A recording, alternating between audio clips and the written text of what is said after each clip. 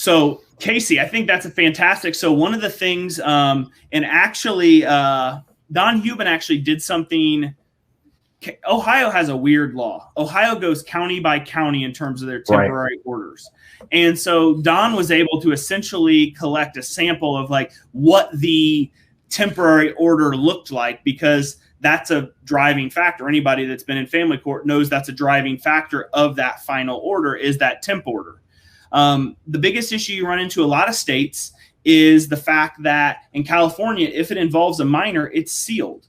And there's only a limited number of parties who can see that data. I would love, as an attorney, to see what the judges are supposed to call balls and strikes. I would love to see what their percentages are. Like, I would love to see that statistical breakdown of like, okay, they grant 64% of custody to mom, or they grant 54% of custody to mom, or 78%. Now, when you say they, who are you referring to? The judge. I would love to see a judge by judge breakdown where there has to be some sort of reporting and accountability to where if you're at 80% of custody goes to mom, and you'd have to break it down more nuanced. You would have to break it down like what came as a stipulated agreement. And there's even issues with that. And then what the judge decided on their own. And it can go to really everybody in the system. I'm very public on here. On really any show I go on, this show, any podcast I do, I hate third parties involved in cases. I think a lot of times it's a cop out of the judge. But I would love to see evaluators or therapists. Like, what do they, when they make those recommendations? In California, I'm sitting in Riverside County, California. If you request an order, you go to what's called CCRC, Child Custody Recommending Counseling. And in CCRC, they actually will make a recommendation to the judge. I would love to see the ball strike percentage of those counselors.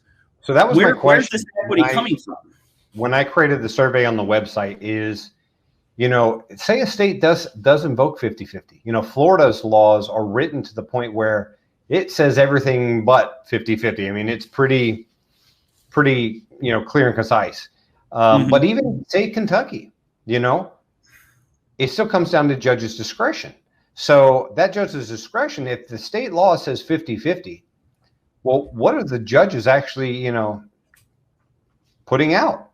If 98% of the judges are putting out somewhere, in the range of that arc, they're in the 55 to 45 range, but then you got one judge sitting out here 75, 80, 90. Well, is that judge's discretion or is that bias at that point? I mean, here's I want to pull the point up because I've seen this, and this is something like everybody, like you mentioned in Florida, oh, it's so much work, it's this, it's that. We have the technology, and I can say that I read an article in the American Bar Association family law section, and we have technology coming down the chute that's going to be able to essentially put cases in baskets the minute they're filed. So it's not something that we don't have the technology for. It's not something that we're not capable of doing. And I don't even necessarily think it's because there are bad actors in the system, but I don't think there are as many as we think they are. It's just simply human beings. Judges and lawyers are humans. And like, it's a hard call. It's a hard call to make. Absolutely. This is the question I posed. It's like, oh, we don't want cameras. Like sometimes we don't want cameras in courtrooms. We don't need this. We need this sealed. Well, take it this way. If you're walking down the street and somebody starts shoving a camera in your face, like even the celebrities are uncomfortable by that. That's the equivalent of what we're asking for from the judges. Now, hopefully it becomes something that is expected. Like, hey, we're going to know the percentage of custody you give to moms and you give to dads. We're going to know the percentage of domestic violence restraining orders you grant. Like, that stuff should be public information because those public officials need to be held accountable. So I just wanted to bring that up because it's something that we're capable of doing. Especially since a lot of them are voted in. Yeah. And I want to put up this one. So can't cloud AI speed up or an analysis? And so the issue is a lot of these, while even if they're in the system, one, getting access to them, and two, a lot of them are redacted. So in Florida, that's the issue. You have to get in and you have to go one by one. and actually pull out that information. Yes, AI could do it, but the states, what benefit to them does it provide? If anything, it creates them more problems. So why are they going to allow access, or even, set up things to promote that people coming in and do it? One, also because it involves minors, it's going to be an even bigger issue. They're not going to want a third party coming in and doing anything unless they're under some type of special contract, because they can't do it themselves. Well, here's the thing: we can strip the personal data. We should be able to collect data points. They should be, but nobody's recording that into a system where it can really be collected. And that's what I wanted to, and that's where I started coming up with class action lawsuits, that for the states just to, put in the basics and we can analyze it. But like I said, it's not in their best interest to do that, because it's going to open a whole can of worms, especially for the bar associations. So I'll pull this up. Tom's got a question here. So question from left field: why can't we go back to the actual first case that shows that the entire child custody and child support was made from a falsehood? Why can't we go back to the domestic protective order filing and hearing, show evidence of lying and false statements to prove the mother's taking advantage of and using the system? So more of a legal question. This is a state-by-state thing. Certain states have things on the books that would allow you to modify or adjust this. There are other states like Texas. I had Cassandra Daniels on probably about 6-8 weeks ago. And in Texas, they'll go back if they can charge you money, they'll go back 4 years. It doesn't matter when the case was filed, doesn't matter anything. So this is a state-by-state thing. And it is a very kind of precarious issue, because domestic violence in some instances is a serious issue, and it's a very gray area issue. So you're never going to get a law or a statute that disincentivizes legitimate reporting of domestic violence. That's a big challenge. I talk over and over again. And I found this out recently that Florida, it is a third-degree felony to make a false allegation, report a false allegation, specifically in use for gaining advantage in custody.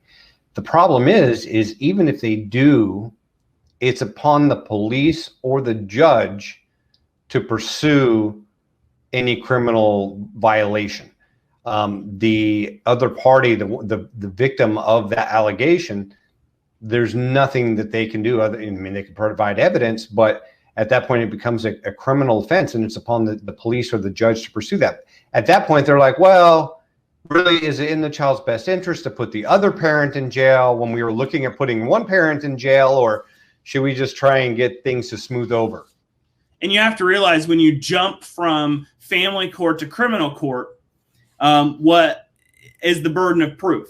A DA is not going to take on a case, because a lot of states have laws on the books, like you mentioned, whether it be false police reports or different laws around perjury, or just lying under oath.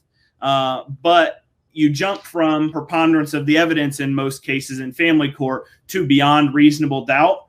And there's really not much that'll ever get proven in family court beyond reasonable doubt. It most of the time happens between two people in the confines of their home.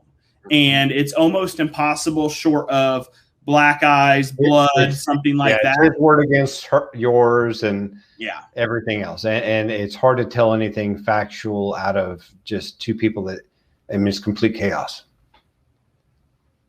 Yeah. And I'll kind of tack onto this. So note, the DVPO was dismissed with prejudice. The issue is going to go, it's just always going to go back to, you're operating in a gray area, and it's very, very easy for legislators to vote for what is marketed as a stronger domestic violence law than it is for one that operates and does what you want it to do. I like Chris's answer here, is in order to pursue that, you have to prove perjury. So how do you prove that the statement or allegation they made is false when they were operating on a belief? Well, my child told me this, so I thought this. That's reasonable doubt. Yeah, you see attorneys do that all the time. It is my understanding, or I have been told. there's anything like that can prevent you from getting to that it's going to be impossible to pin them down. I've seen an attorney in court, their client fled the state, and they told the judge on a court date, oh, I don't know where my client's at. 2 days later, they were like, oh, well, they're in state X. Your Honor, I have an email that shows that he sent me saying their client was going to go to this state, and I said we wouldn't agree to that, and the judge just kind of shrugged. So that, like, stuff like that happens too, where it's like you have the evidence, but the judge just doesn't want to deal with it, which shouldn't be the case, but it happens. Yep. Anybody else? We'll take another question or two if you let me find one here. I know we got a bunch up here. Drop your questions, Casey, and I'll take one or two more here. Big backup. We got a lot of comments in here on this show.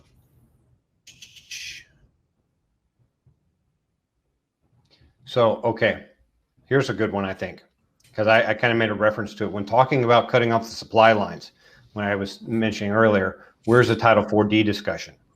And so if we can get rebuttable presumption of 50-50 parenting in each state, I really believe that, child support and things like that it won't be perfect, and it definitely won't be resolved, but it will be a huge step in the right direction. So if we can make corporations realize they're losing money, and this is affecting the economy, United States economy, it's going to be in their best interest to lobby for equal laws, at least in shared parenting, reduce, improved emotional and mental health, improves job performance, production, reduce risk and safety at work because of distraction or lack of sleep. If we can get there, that's a follow-on.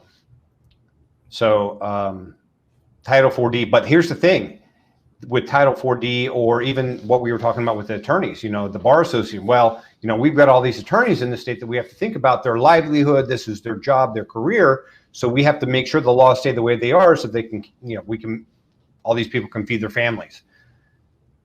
They're going to fight tooth and nail. Absolutely. Unless there is something to replace that. So say in Arizona, and I don't know, maybe that increased amount for attorney's fees and court costs is through mediation.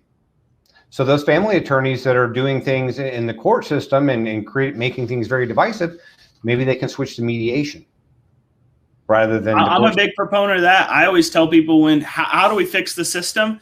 We make it more collaborative on the front end.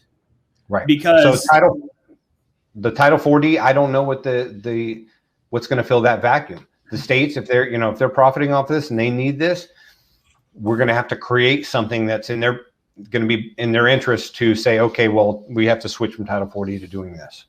Ultimately, here's the answer to that. That money's still going to be there. The federal government's still going to have that money.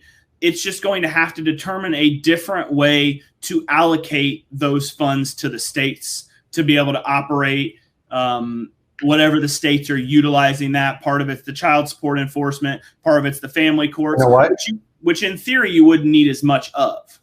If you put the economy first in corporations, incentivize the states to do 50-50 shared parenting, and they get money for each 50-50 judgment or agreement that there happens through the family court system, which is better for mental and emotional health and job performance and production.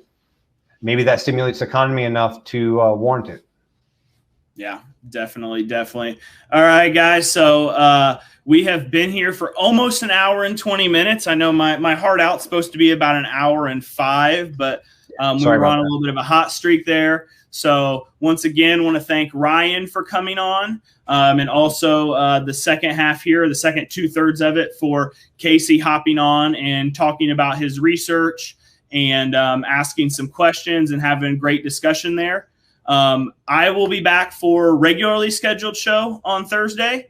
So look for that. This won't be the only show this week. You'll have Nick tomorrow, and then you'll have Kenneth on Wednesday. I'll be on my regularly scheduled Thursday. So, Casey, once again, thanks for hopping on, and we'll see everybody on Thursday. Thank you, sir.